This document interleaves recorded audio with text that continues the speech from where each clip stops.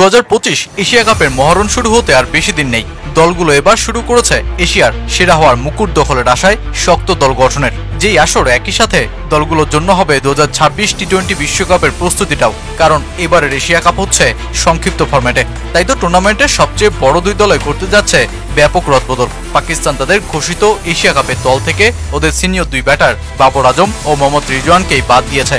আর অন্যদিকে ভারত এশিয়া কাপের দল সাজাতে মধুর এক সমস্যায়। শেষ পর্যন্ত শুভমান গিল, মোহাম্মদ সিরাজ, 2025 আইপিএল কাঁপানো শ্রেয়স আয়ার কিংবা যশস্বী জয়সওয়ালদের মতো তারকারা সুযোগ পাবে কিনা ম্যান ইন ব্লু শিবিরে, তাই নিয়েই এখন জোর আলোচনা। আগামী 9 সেপ্টেম্বর থেকে শুরু হতে যাচ্ছে এশিয়া কাপের নতুন আসর। আর এর আগে ভারতীয় নির্বাচকরা আলোচনার টেবিলে পার করছে পরিকল্পনা আর দল সাজানোর কৌশল গড়ে তুলতে। সবশেষ ইংল্যান্ডের বিপক্ষে টেস্ট সিরিজ আর 2025 আইপিএল ভারতের টি-20 দলে প্রতি সিটের বিপরীতে এক বা একাধিক প্রতিদ্বন্দ্বী দাঁড় করিয়ে দিয়েছে।